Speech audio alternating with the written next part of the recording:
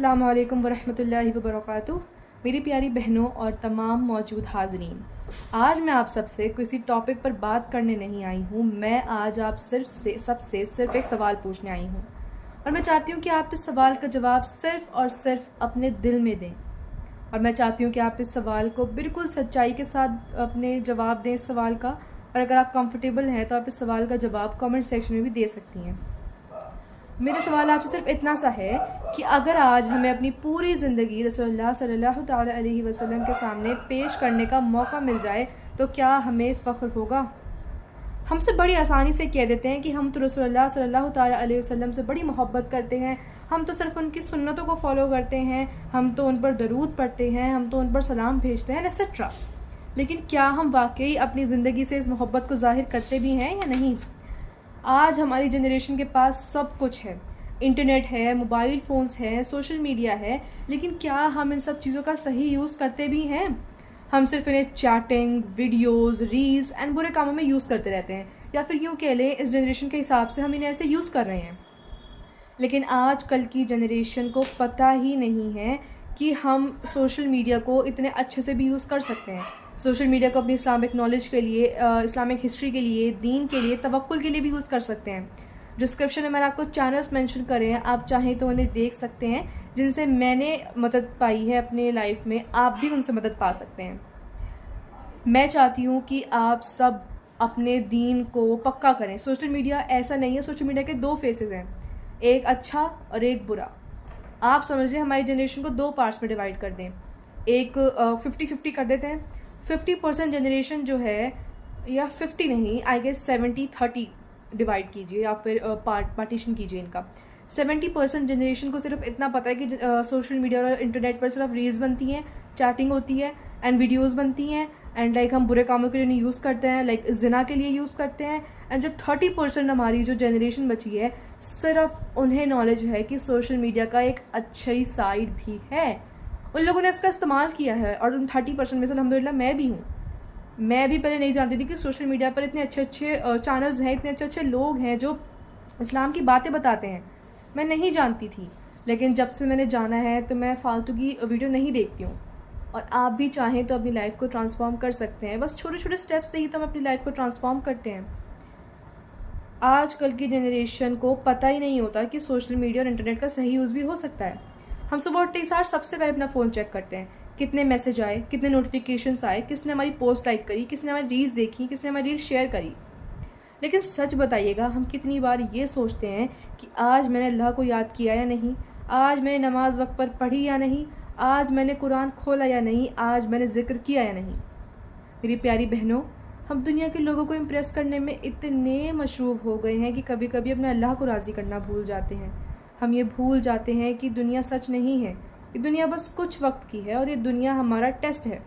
यहाँ भेजकर हमारा टेस्ट लिया जा रहा है और हम आखिरत में अच्छा स्कोर करेंगे या नहीं। हमारा असली मोटिव तो आखिरत है कि हम आखिरत में कैसा करेंगे। आखिरत में हम हमारा जो नामो हिसाब है या फिर हमारे आमाल है, हमारे सीधे हाथ में दिए जाएंगे या उल्टे हाथ में। हम दुआ करते हैं कि अल्लाह हम सब के नामो अमाल हमारे सीधे हाथ में दे, कहें आमीन। हम सब ये भूल जाते हैं कि हमें इस दुनिया से कोई मतलब ही नहीं है, कोई ताल्लुक ही नहीं है। इस दुनिया में कोई भी चीज़ हमारे पास नहीं रहेगी या कोई चीज़ हमारे साथ नहीं जाने वाली। हम दौलत, शोहरत, फॉलोअर्स, मार्क्स के पीछे इतने भागने लगे हैं कि हम भूल जाते हैं, हम इन छोटी छोटी बातों को भूल जाते हैं।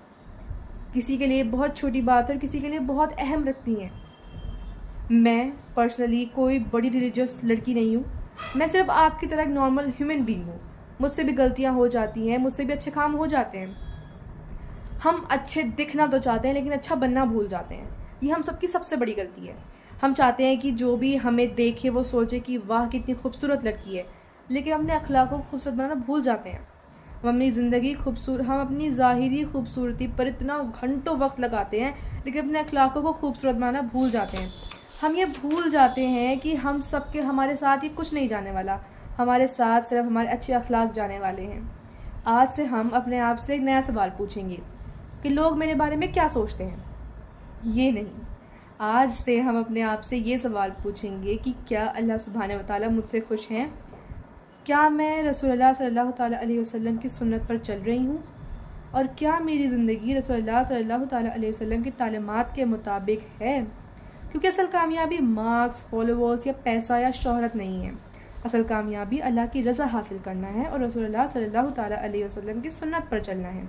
देखिए, हम में से कोई भी बिल्कुल परफेक्ट मुस्लिम नहीं होता। हम सब कुछ ना कुछ गलती कर ही देते हैं, लेकिन जिसके दिल में अल्लाह और उसके रसूल की मोहब्बत हो और वो ख़ुद को एक बेहतर मुसलमान बनाने में बना हुआ हो, तो वो अल्लाह और उसके रसूल को बेइंतहा पसंद है। हम में से कुछ लोग होते हैं ना कि फ़जर की नमाज़ छूट गई तो हम बोलते हैं हम पूरे दिन की नमाज़ नहीं पढ़ेंगे क्योंकि हमसे स्टार्टिंग की नमाज़ छूट गई।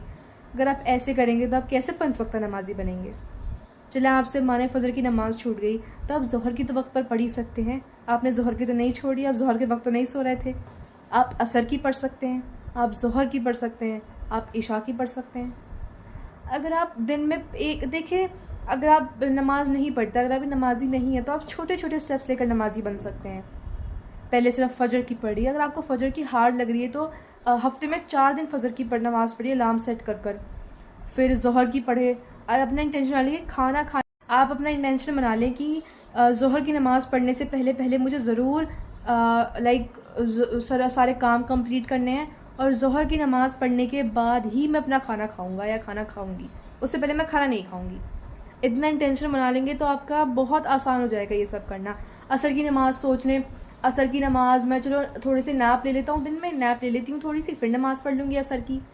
एंड लाइक मगरिब की जैसे आप किसी फ्रेंड के साथ बाहर जाना है तो उनसे कहें मगरिब की नमाज़ पढ़कर ही मैं अपने दोस्त के साथ जाऊँगी। इतने छोटे छोटे आप गोल सेट करिए, तभी तो आप बन पाएंगे अच्छी बेहतरीन मुस्लिम।